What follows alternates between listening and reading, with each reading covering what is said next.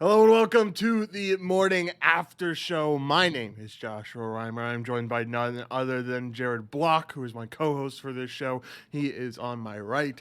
Jared, yesterday was Tuesday. Tuesday's a little bit of an easier day for us. It certainly didn't feel like an easier day for me, but maybe it felt like an easier day for you. So, how's your Tuesday, and anything that you have to take away from your Tuesday? I have completely forgotten about Tuesday. And Okay, now it's sweet. been the last Very, hour very has nice. consumed my life for the rest of the week. Yeah, no, yeah, I can completely agree there. The last hour has certainly been interesting for sure.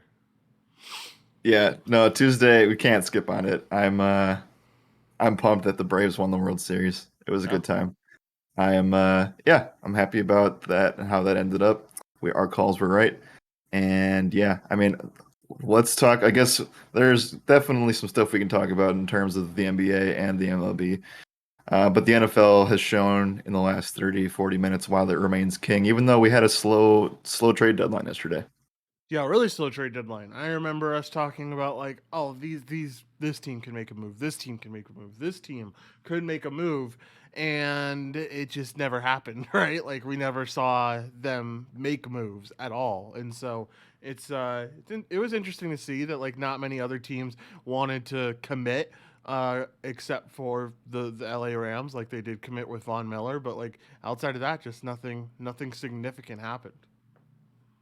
Right. I mean, the Rams were really the only team to bolster themselves. I would say the Chiefs got a what seems like a slight upgrade. It's definitely not a downgrade just because of how bad they are right now, but I can't say that Melvin Ingram necessarily was the answer that they needed. So I guess we'll see what happens with that. Um, I don't really know. I mean, it feels like it was supposed to be something bigger than it actually was yesterday, which kind of feel like a yearly thing where we expect a bunch of stuff to happen and then it doesn't. Paco says, "Man, sorry about y'all's trip. I don't know what you're talking about. I'm still extremely excited for the trip. Oh yeah. The game is going to be interesting, but like I'm still nothing to be sorry about. I'm pumped up for our trip. I'm doing plenty outside of just going to the game that I can still be excited for a little mini vacation. But yeah, there's a lot of stuff that went on in the NFL. It sucks because the way that I have this lined up is that I have to talk about NBA and MLB first before before we get into NFL because that's the list that I was given, and so it'll be interesting to go through. It'll be interesting to hold it in until we get to that NFL section. When you have bad linebackers, any addition is an upgrade, according to That's fair. KB Pitt. He has a very, very good point that it doesn't really matter when you're the Chiefs. Anybody, probably getting anyone, would be an upgrade. Sell your Jordan Love rookies while you can, says Desert Zombie. He also says he's running out of points. Someone gift D Ramified and Desert Zombie subs, so they can stop using those 350 points. All right, Jared. Anything else before we get in to talk about some NBA from last night? No, let's get into it. Yeah, let's get into it. Let's talk about the NBA. It was a 5 game slate. It wasn't anything significant, in my opinion. Nothing really popped off the page. I guess the only thing that did pop off the page was the fact that the Lakers and Rockets kept the game so close all throughout the night, and LeBron finally said, "All right, enough is enough. I'm gonna win this game for the team," and he kind of took over at the end of the fourth. But it was an extremely close game, almost all the way throughout, and I don't know. Like it scares me. It definitely reminds me that this team is bad on defense. And I know Sean can say it all he wants that he thinks that the Lakers are a great defensive team, but they truly aren't. They are not a good defensive team, and you saw that on display last night. Yeah, I know that you're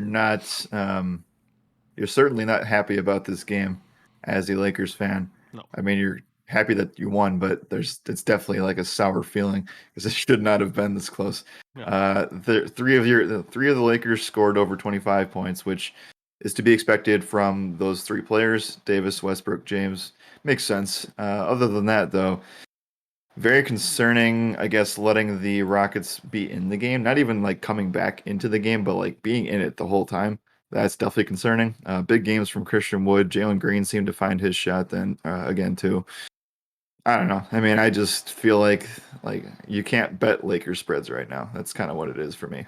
Yeah, you really can't. It's really tough to, at least. I mean, I saw the whole industry yesterday talking about like, oh, these two teams had the fastest pace of play, but you can't play them because we saw how bad the outcome was last time out, and it was like, yeah, that was one game. Like, this is going to completely turn around, in my opinion, and you're going to see this be really competitive. So, I kind of expected a little bit more of a competitive game.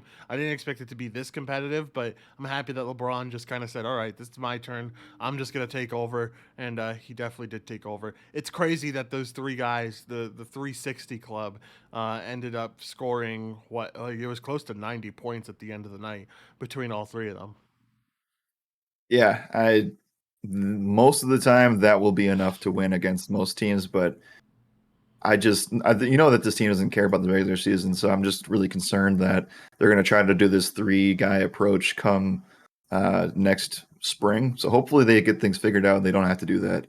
But it seems like they're going to be in a similar situation to, mm, I don't know, maybe not. I'm not going to say the Nets, but it just feels like, in a way, one guy off the bench is going to have to step up and have a big game. And that guy yesterday was Carmelo, but I wouldn't say that was a big game by any means. But somebody's going to have to step up outside of those three starters.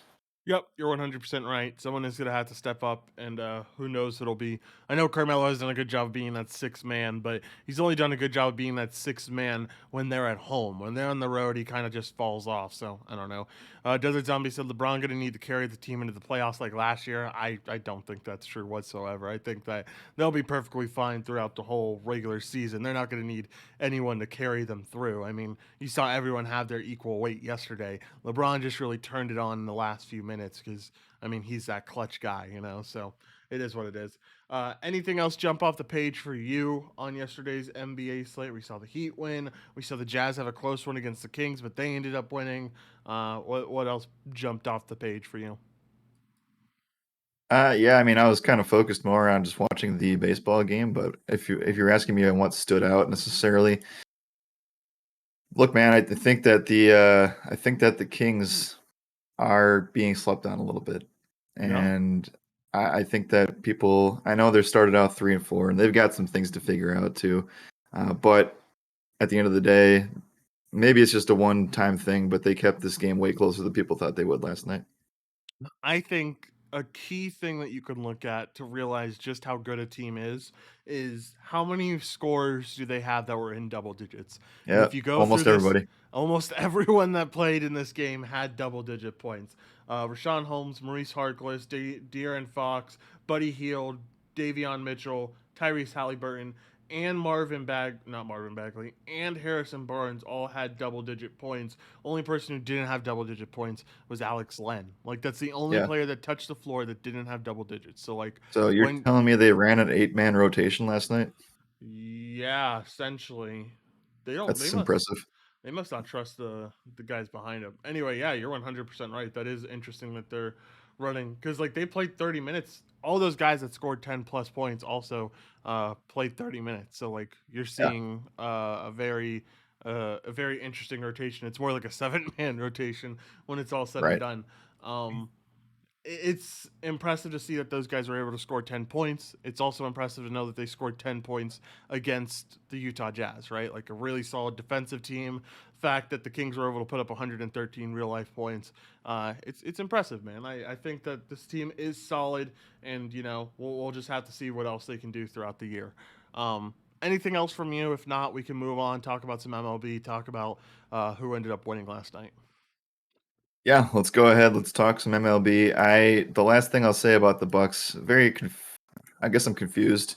I guess it just makes Detroit's defense that much worse. The fact that you're able to blow out that team by 20 points actually almost 30 points on the road, with the squad that you had is something. That's Yeah. all I'll say there. Yeah, definitely something. All right, let's do inside the park. Let's talk about yesterday's baseball game because it was a fun one. We saw the Braves get ahead early. We saw that Luis Garcia was trying to pitch to Jorge Soler, and that usually doesn't work out well for pitchers. Yeah, Jorge Soler yeah, ended up hitting a three-run homer, and that just started the floodgates. That just started everything going downhill for that Houston for that Houston team. We saw Dansby Swanson hit a home run, then we saw Freddie Freeman hit a home run, and then by that time it felt like it was over, and it felt like the Astros really weren't able to get anything going. Uh, Congratulations to the Braves. I mean that's an incredible feat, man, to lose your superstar at the before the halfway point of the season and then still end up winning the World Series just proves how tough that team is and how amazing that team is. So, what are your thoughts on last night's game? Yeah, I think we'll look back on this years and years down the line, and people will start saying that this was the greatest mid-season acquisition by any team in the history of history of baseball, Yeah. because they were I believe that they were under 500 in August, in the middle of August, and they went on this incredible run. We weren't even talking about, like, when we were talking about that playoff race, we never mentioned the NL East once. That's maybe bad on us, but nobody was talking about the Braves at all. And yeah, it's impressive. Jorge Soler's home run was nothing short of a moonshot. That was one of the most impressive home runs I've ever seen, to be honest. I think that actually ranks, I don't know, in terms of iconic home runs. I think that you can say that, the Jose Bautista one was definitely more theatric, but in terms of how clutch that home run was compared to what Soler's was, it's up there. It's up there. Yeah, it certainly is up there. I don't know if you saw it on Twitter, but did you see the ball that Soler ended up crushing? Did you see like they had like a fan caught it and took a picture of it? There is like I'm not Outside? gonna no, not outside. Maybe it was a different home run then. I don't know. I was pretty sure it was a Soler home run. No, no, the one that Soler hit last night was out of the park, like out out. Oh, well, then maybe it was a different home run. Okay, I thought it said a Slayer home run. There was a home run hit last night by someone, and it had like almost a dent in it. Like that's how hard they hit the ball that it almost had a dent. It was absolutely insane. By the way, just want to catch up because I hadn't been able to talk in the chat or talk about the chat. Girl Dad 88, thank you for subbing at tier 1. They've subscribed for 10 months. And KB Pitt gifted a tier 1 sub to D Ramified. They've gifted a 409 subs in the channel. That's pretty legit. A bat imprint of the Soler home run. So maybe I was right. I don't know. I don't know where that picture is coming from, but I guess I got to go look it up. That home run was just absolutely insane. Yeah, it was. And they brought the throwback of the 2004 World Series, I believe it was the year, where Albert Pujols almost did the exact same thing in the exact same spot. The one difference was that the windows were closed during that. So Soler, I believe his home run left the stadium, while Albert Pujols was like, I don't know, I guess he hit it like 450 feet or something like that. So again, like you said, started the floodgates that we said last night. If Max Fried went more than 5 innings, his team was going to win, and that's what he did. He went 6 innings and gave up 0 runs. Yeah, just it was impressive to see, especially when you consider that that Astros team was like one of the best teams against left-handed pitchers, and Max Fried was still out there just pitching dominance. 6 innings pitched, 4 hits allowed, 6 strikeouts. Like he looked great, and he did what he needed to do, and that was really important for that team overall. Jay Coos is talking about NHL. I don't want to talk about NHL right now. We'll talk about NHL later.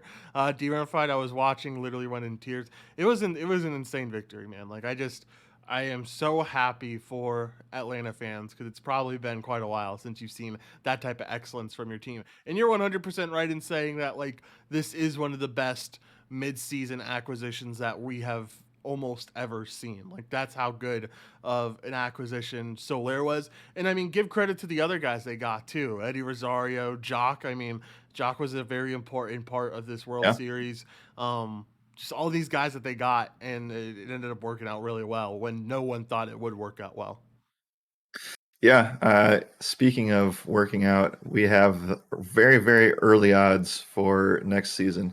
I don't know if you saw that this morning. I posted it on our main handle, but I'll give you the first 10 teams or so Uh-huh. for early odds to win the 2022 World Series. Okay. These odds are all from Bet Online. So if you Gotcha. want to bet any of these, you feel you can definitely take advantage of them right now. Dodgers plus 500 is the favorite. Astros plus 650. Yankees plus 950. Braves plus 1100. White Sox plus 1200. That's the first section.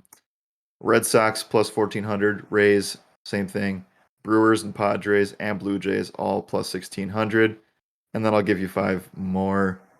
So that's about half the league: Mets, Giants, Cardinals, Phillies, and Reds all above in that plus 2000 range.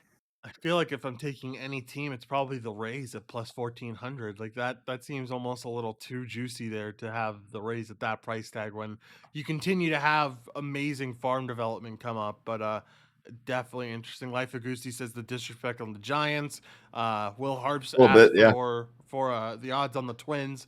We want to know the odds on Oh, the Twins and the odds on the Royals. Those are the two all that the right. chat asked for. Fair enough. I didn't have enough characters to get that far down, guys. Oh no. Twitter, ask Twitter to get that taken care of. Baltimore Orioles last at plus 15,000, and the Twins plus 7,500. Oof, not a good look for those Twins. Royals at plus 10,000. So yeah, just probably not going to make it. But there's definitely some interesting teams up top there. I would say never bet the New York Yankees to win the World Series. They always have this inflated price tag around them cuz well, they're just the New York Yankees. So don't bet the Yankees at plus 950, but like I feel like if I'm taking any bet right now for next season, it's plus 1400 on the Rays. And honestly, like I feel pretty solid on that. I feel like that's probably a really good bet in all honesty. Yeah, I can get behind it. One thing that I wanted to circle back on about Soler was that they were talking about this late in the game. It was after he hit the home run, talking about like the second or third time he came up to bat, how they acquired him, what went down there, and they kind of felt like they slept. They were saying that they acquired a like when the scouting department told the head coach that we're getting this guy who's going to be a pretty strong right-handed bat off the bench. And at the time, Soler was struggling. He was hitting like 200. Mm-hmm. And I just, how do we, because you guys were all over Soler last year and the year before, and we were playing him a lot in Kansas City. And it's just like, how does, I don't know. Maybe they slept, maybe the Braves didn't know what they were getting.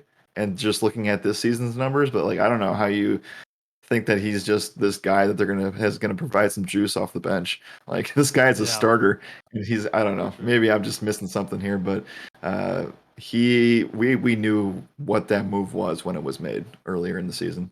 Yeah, we knew that it was a feeble attempt at a replacement move for Acuna, and I remember a lot of Well, it people. worked.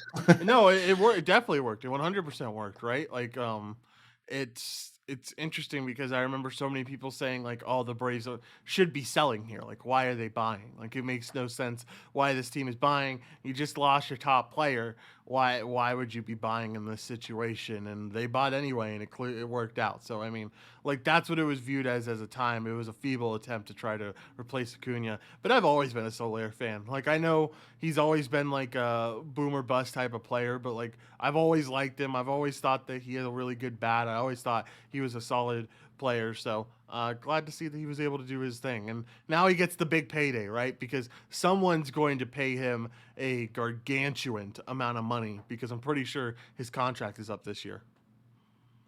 Yeah, I think it goes for a lot of those guys too. So I'm Yeah. very interested to see what the Braves are going to do. Not that they have this extra money from winning the World Series to get all the bonuses, to get all the fan support, and a bunch of money coming in their way. So maybe they'll be able to make some moves that they were not able to do if they had not won this series. Yeah, for sure. Um, Looking at some Jorge Soler stuff, just trying to find those contract details. Yeah, he's on a 1 year, $8.05 million deal right now. So he's going to be a free agent. He's also going to be 30 years old. So that's definitely interesting that he is going to be 30 years old. Life Augusti said I was right about the home run ball. Uh oh, you just disappeared from the page. I don't know why everything shut off on me, but we're gonna keep the show rolling here. Give me 1 second. Uh, that was weird. Yeah, you're good to go now, Jared. Um, That was weird. Yeah, you left the chat. yeah, okay, interesting. Am I still live now? I think so. Hold on. We're trying to get things back and set up because that really threw me off there. Trying to get you back and set up because that really threw me off there. Jared is gone. People are saying yes. I'm still in the chat, so I think we're all good. Sorry, that's just what happens when Yeah. you do a live show. Sometimes you have those technical difficulties. Anyway, my point was that Life of Goosey said I was right, man. So you were the one that was wrong. I was the one that was right. Jeff Passan was the one who tweeted about the home run ball. So I'm about to go check it out and see exactly what was said. All right. Fair enough. All hail Jeff Passan. All hail Jeff Passan for sure. All right. Anything else you want to talk about? I mean, like, it was a great MLB season. Thank you for all the MLB DFS members who hung out with us all season long.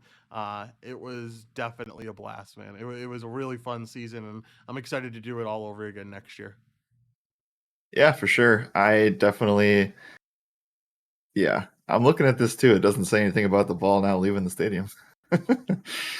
Anyway, Yeah, you were well, right. like I was just like I knew I saw it. I don't know where it's from. I don't know if it's from across the street or something, but um, you can see like like I don't know if it's an Oh yeah, indent it's the. necessarily, but like You can you can see it. You can see it. yeah, you can see the mark on the ball. So I don't know. I found that interesting. All right, we have plenty more to talk about. More importantly, now we get to this little NFL segment that we probably been waiting for all stream long, or I'm sure many people have been waiting for all stream long. And we get to talk about what is going on in the NFL this morning because man, is it a clusterfuck. Jared, do you want to kick us off here? Yeah. Do do I? Do I you? don't. I I mean, don't know. I can definitely kick us off if you want me to. Let's talk about Michael Thomas. Yeah, let's talk about Michael Thomas. So, like, I saw this news this morning. Anyway, for those who don't know, we got the news that Michael Thomas is going to be out for the whole regular season, for the whole season in general. He's not going to play again this year, and I don't know. I was tempted to take a victory lap here, but like, I don't know if I should take a victory lap, and it's gonna be interesting to see, man, because like it just goes back to the same exact conversation we saw last year, where like, is it Michael Thomas's fault? Is it the team's fault? Who really knows? But it is a bit of a clusterfuck. So, what are your thoughts on the Michael Thomas news? So this started out early on with basically him not being happy with the team, and he did not get his surgery when it was first asked that he would. So he was supposed to get surgery in the offseason around January, and he did not communicate with the team at all until like April or May. And then when he started showing up to OTAs and things like that, they were like, dude, you needed to get surgery like 6 months ago. And he was like, all right, well, I guess I'll just sit out then. So he got the surgery. And then I don't know. People thought he was going to be back by week 1, week 3. And there seems to be something going on with the team and him, and just communication just is not where it should be. And there's been some issues with the training staff on how they've approached this situation. I still feel like both sides are at a stalemate here, and this statement put out today completely is the opposite of what has been said the last like 6, 7 months. So I'm not sure what to think anymore. But I don't think the one thing is for sure though is that he's not playing this year, and we've said that since like July and August. So we're right on that aspect. Again, I don't really think it's something to necessarily victory lap for either of us, but he could easily be gone to another team because I don't really think he wants to play for the Saints anymore. Who knows if he even goes to another team? It might just be to the point where he might end up retiring, which Dean Ramified is talking about in the chat. Like Michael Thomas and Mister saying retirement announcement is looming. So like, I don't know how true that is. I haven't seen anything quite yet on him retiring, but like that could definitely be the case as well. So like I don't know, man. It's just it's a whole mess with Michael Thomas. It always is a whole mess with Michael Thomas, and ever since this injury stuff has been looming over him. I don't know. I think him on another team would definitely be interesting. I just don't know if it happens. So we'll just have to wait and Right. see on that. What team do you think would get him if he ended up going to another team?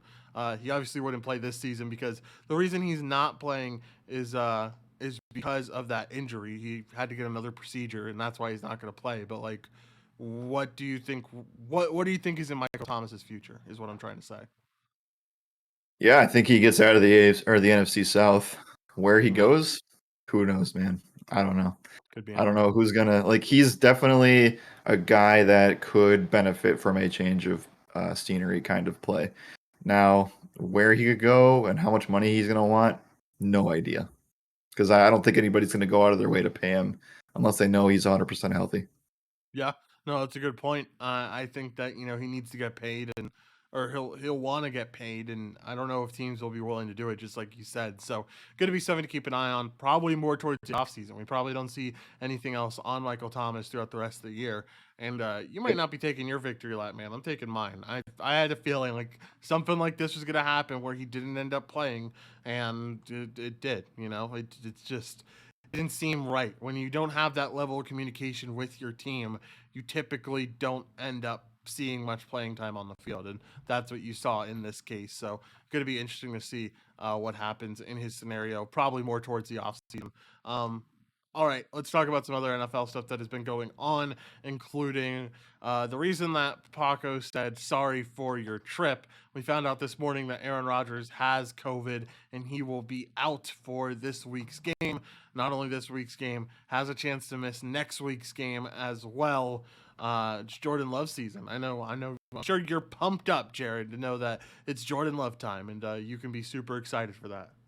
Yeah, it's officially make or break time for Jordan Love. And it's kind of funny because first of all, neither Josh or I are going to comment about the vaccination thing that's going on because there seems to be some miscommunication about that. And once that gets put out on the internet, it's going to be a shit show this afternoon. So it's up to Green Bay to make a response now on what's going on with that, which would include serious fines and not just missing of a game. So we'll see what happens on that. So we're not going to comment on the actual COVID situation. But with that being said, he's definitely out this week for sure.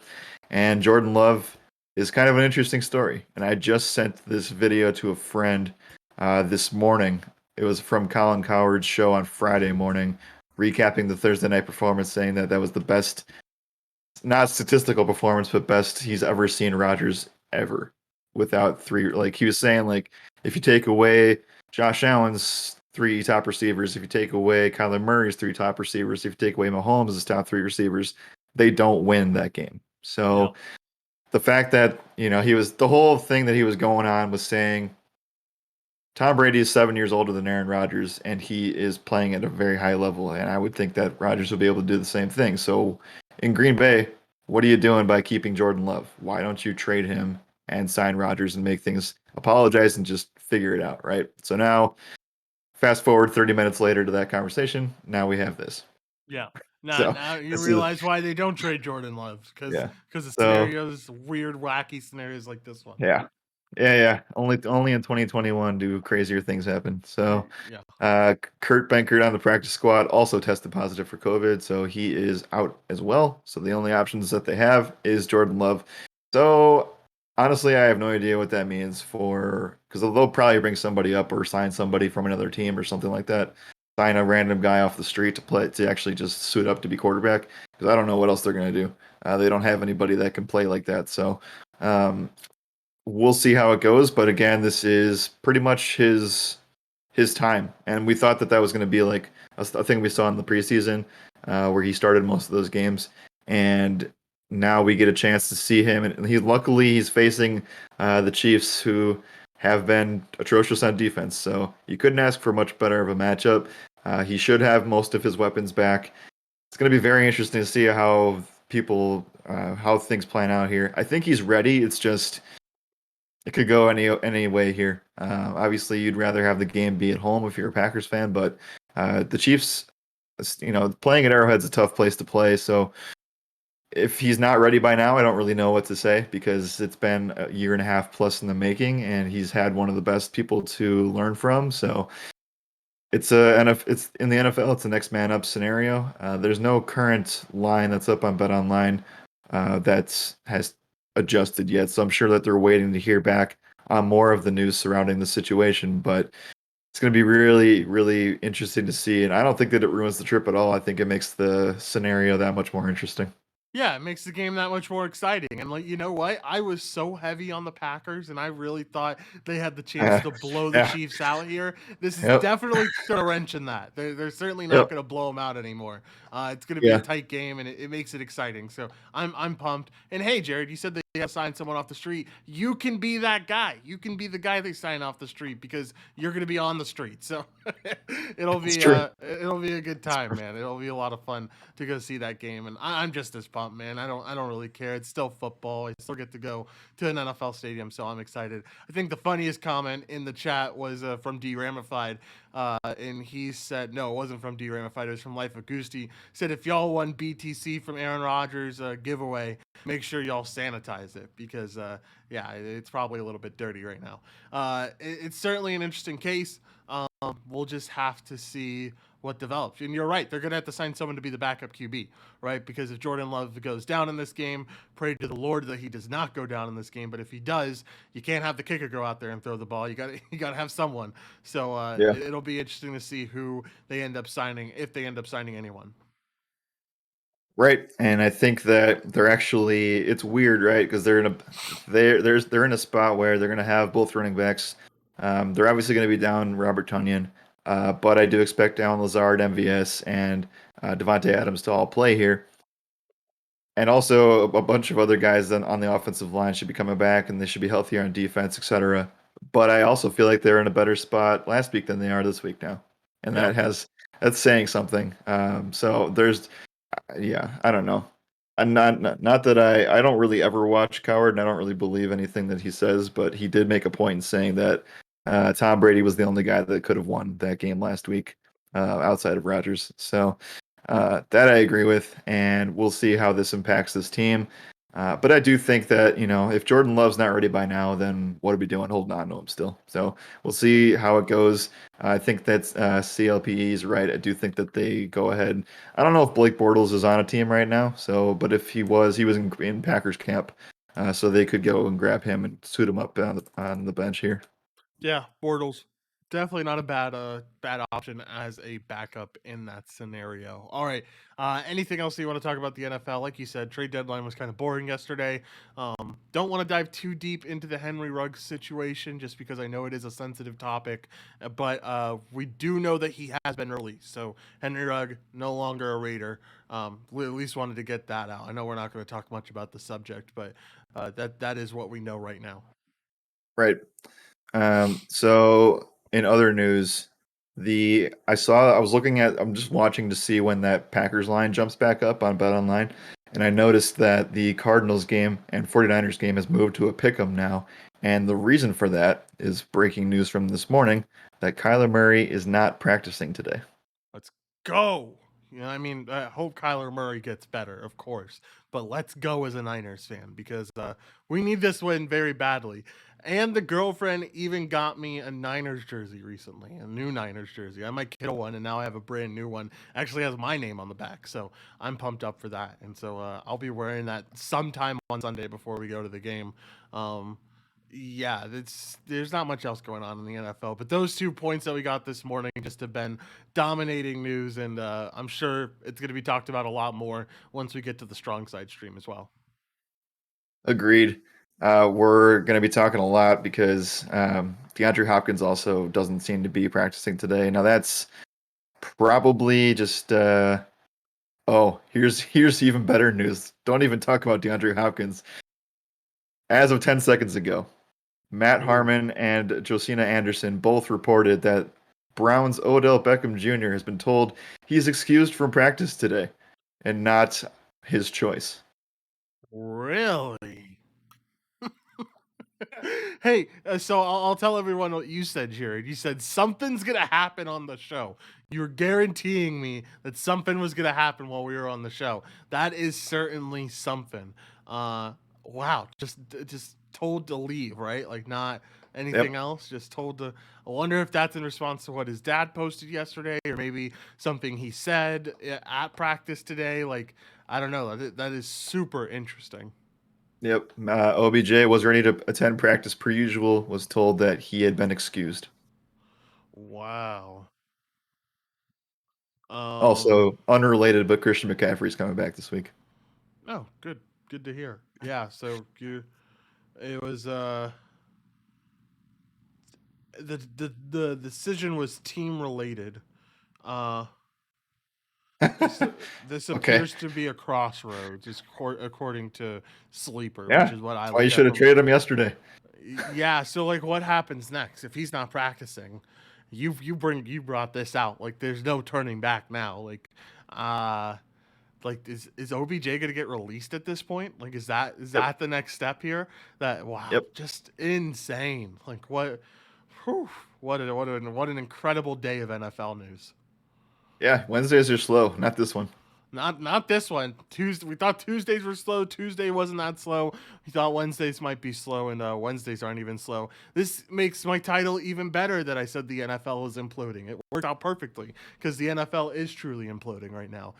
It's kind of insane to watch. The other piece of news that we got is no sign of Saquon Barkley at practice today.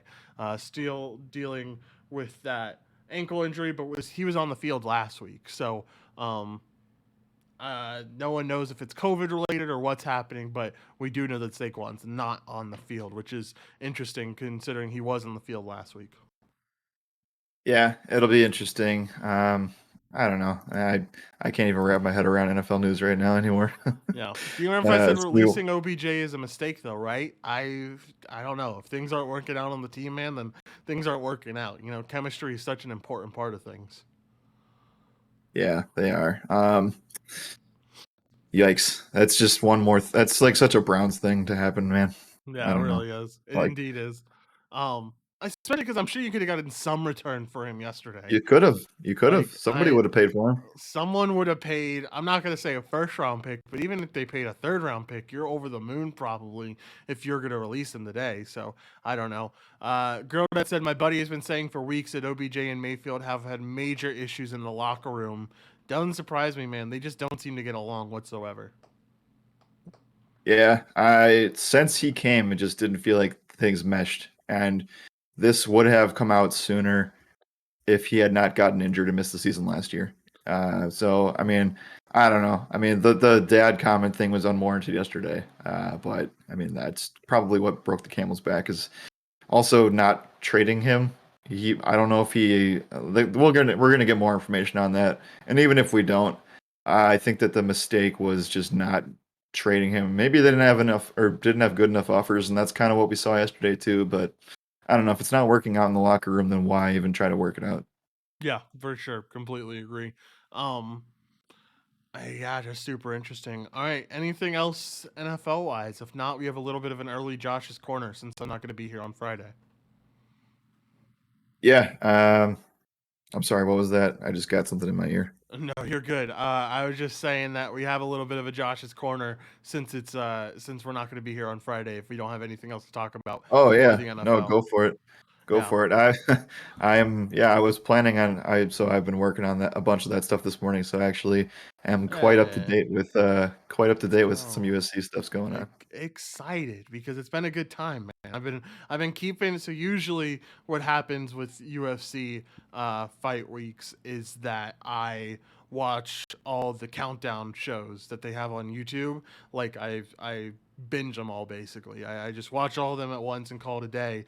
But I've been eating breakfast at my desk recently, so I've been like, what can I watch while I'm eating breakfast at my desk? I'll watch the countdown shows, and man, is it just getting me fired up for this card. I think this UFC card is one of the more exciting UFC cards of the year, with Usman and Covington up top, and then you have Namajunas and Wei Lang up top too, and then you have Mhm. one of the best fights, the people's main event, as we heard it called. It's Gaethje and Chandler as well. Chandler's the one who called it the people's main event. I'm not sure how much I believe in that, but it's certainly interesting. We can start off with Usman and Covington. Like, I just feel like these guys have already crossed paths once. Yep. Usman won that fight, but Covington keeps coming out here and saying that he's reinvented himself. He's a new fighter. He's really the antagonist here, and like he looks like the bad guy, right? And Usman looks like the good guy, and it's going to be super fun to watch. And I'm excited. I'm pumped up for that fight specifically. Yeah, I mean, as far as the that's like the one one fight on the card that seems to be leaning in one direction. But again, when you're talking about lines for UFC, like, dude, anything can happen. So I know that Usman's the biggest favorite on the main card. He's a minus 305 right now. And everything else is a lot closer. So I'm interested to see what happens, and go figure, Usman's actually the good guy in this scenario. Yeah, right. It's crazy to see that he is the good guy.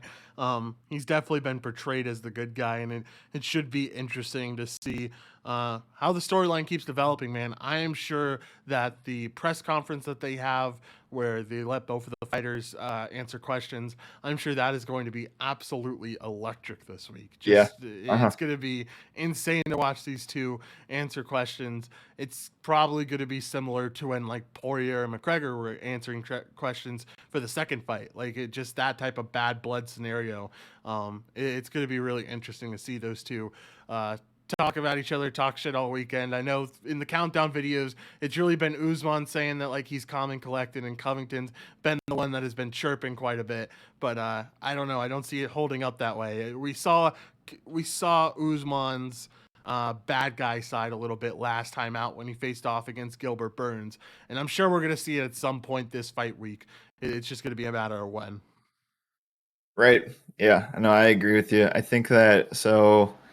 Just to John's question, he asked if the Strickland Rockhold fight was supposed to be on this card. Was it next month? It was supposed to be this one.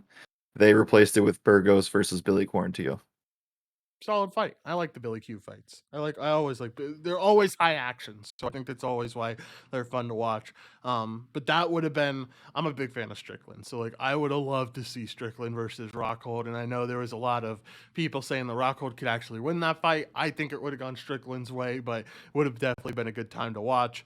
Gaethje versus Chandler, another fight that I'm just super pumped for. I'm such a big Justin Gaethje stan, mostly because he was the guy who took the last fight before like everything closed down for COVID, and I don't know. It just felt like it didn't see a fight for a long time after that, so it felt kind of important in my eyes, and I just love to see how he's so all action. You know, he's willing to go to war every time he goes out there, no matter what, and he's just an animal, man. And it should be a great fight with Chandler there too. It should be, and I'm excited to see him in a spot where he is a favorite. I mean, Yeah. maybe hopefully the fire is still there, and it should be. But this guy is really, really fun to watch as an underdog in Gaethje. So now that he's a favorite here, he has a lot of confidence coming into this fight too. So I think that he'll be able to put on a show. And let's not forget that I think that people are gonna be more excited about this fight than they will be for the women's strawweight. So that'll be, I don't know, that one seems to go under the radar for a lot of people, I think. Yeah, which is kind of crazy because I think that that fight will be a war. Like, so we see this a lot in UFC history. History tends to repeat itself in this regard. When you have these championship fights that are rematches, if one fight ended in a quick knockout or a quick submission or anything happening quickly and ending the fight quickly, usually the second fight is an all-out brawl, and it goes the same the other way around. The first fight was an all-out brawl, then the second fight's gonna end quickly one way or the other. We saw in the first fight between these two that Nami Yunus was able to get a crazy head kick on Wei Lee to end up winning the fight, and now I think we see an all-out brawl from these two, and it's gonna be really fun to watch. Don't think this is your usual women's MMA fight where you can go get a beer or go get some food while the fight's going on, because you should be watching this one if you possibly can. Right. Yeah. No, I think that is this another situation where they're doing the card for free? Because if not, I mean, you should pay for this one if you're paying for anything. This is one that well, I'm sure we're gonna go out to a bar or something to watch it, so I'm not hopefully I Right. don't have Yeah. to pay for it, but if I am required to pay for it, I'm going to pay for this one. There's not many pay-per-views that I will pay for. I paid for the Volk one because I was very invested in the Volkanovski fight after watching so much Ultimate Fighter, and but this one one I'm just as heavily invested in because I love Usman. I think he's like one of my top 5 favorite fighters, and then I really Gaethje's my number 1 fighter for me. I absolutely love him. So I'm excited to see this card play out. And then you have good fights up and down the card. Like it's not top heavy. You have Marlon Chito Vera versus Frankie Edgar, the old guy versus the newcomer.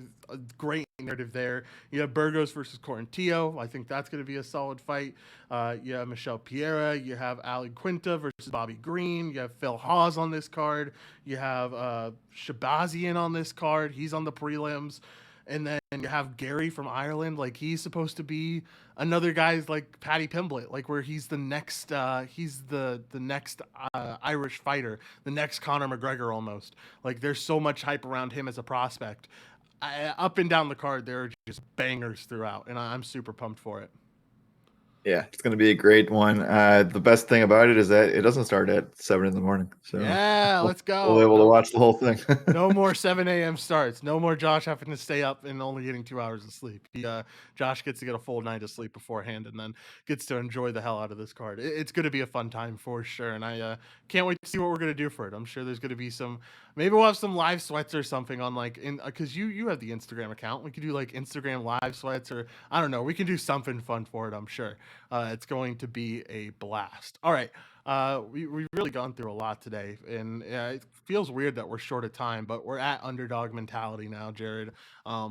Any thoughts on your favorite underdog? I guess we can only pull from the NBA slate now. No more pulling from MLB. What are your thoughts here? Well, I was going to say you can bet the Packers, but they don't have anything up yet. So, yeah, I wonder if we'll get that news today, if it's going to stay down for a while. I think that all sports books are probably a little bit hesitant to put something up right now with everything going on. So probably who's going to be breaking first, right? Like who's going to put up a line first, and who's going to let it get corrected very quickly by the public. Exactly. I went to go actually like mindlessly go clicking on baseball as a habit, and it says no games available. So give me a second. So sad. Hey, it's I don't have it in front of me, but our AP put in that it's 100 days till pitchers and catchers report. So MLB might be gone, but it's right around the corner. It's coming right back up. So don't you worry. That's crazy. Yeah. What? Okay. In what world would the Timberwolves ever be 1-point dogs?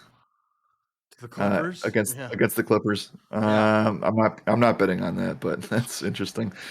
You know what? Nah, I don't want to. That's pretty far out. Okay, I won't go full money line here, but I think I don't feel good about this, but I'm just doing this purely for the DJ and DFS players out there that this works. Charlotte Hornets +6 against Golden State. Because that game is easily the best fantasy environment on the card today, and if they keep it close in this run and gun type of shootout, that will be really fun to watch and benefit everybody. Yeah, I can definitely get behind it. I think that Orlando Magic at +210 after those comments that the Celtics had. The team's kind of feeling like already it's falling apart. I don't know. And we just saw the Orlando Magic show up against the Timberwolves. We know this team has some skills, especially if Cole Anthony does his thing, which I certainly think he can tonight. So give me not Cole Anthony. Give me the Orlando Magic +210 here against the Celtics. I think that they can get it done. By the way, shout out to our friends over at Bet Online. As you can see in the chat, where Nightbot posted, you can go sign up with them. They are the official sponsor of the 21-22 NFL season. If you use that link, then you are able to get a deposit bonus. You have to deposit $55 to get that deposit bonus, but once you get it, you can end up betting on bets that Jared and I give you every single day at the morning after show if you want to come hang out with us in the morning. Or, it comes from our content too. I provide college football bets, I provide UFC bets, and I know Jared provides a lot of NFL props. So it's a good time over here. We provide some winning bets, and we can make you a little bit of money. So make sure to go sign up with betonline.ag using that link that is in the chat. We would greatly appreciate it, and thank you to BetOnline for being our sponsor for the NFL season. Yeah, and since we're talking about NBA, we got some news amongst all of this NFL stuff from Woj talking about this Cleveland Cavaliers team who reportedly is 100% vaccinated, but today, Lauri Markkinen and Kevin Love will not play because of health and safety protocols. Oh, man, we're seeing a lot of it recently. We just Halloween saw weekend, man. yeah, I guess so. We just saw Middleton we saw that Middleton's gonna he has it now. Um, it feels like I've seen so many players have it recently. So gonna be Yep. interesting to watch. It's probably gonna happen all over again in Thanksgiving. Like the holiday season is probably gonna wreck some DFS lives probably with how many Yep. guys are going to be out due to health and safety protocols. Agreed. Now, I wouldn't say this is a layup smash for Portland because they're dealing with their own stuff. So I say the Cleveland Cavaliers stuff that's going to open up value for DFS, but it's certainly not going to make sure that it's a guaranteed lock for the Blazers by any means. No, definitely not, especially with how the Blazers have been playing over the past few. All right, Jared, let's get out of here. Any final thoughts for the people before we do end up getting out of here? We'll see you in 50 minutes, where my entire strategy of what was going to happen for our sharpest survival of the sharpest has been destroyed. Yeah, gone, go away, goodbye. No more using of that. All right, going to be interesting. Make sure to come hang out with us for the survival of the sharpest and the strong side stream. And as always, my name is Joshua Reimer. Good morning and good skill.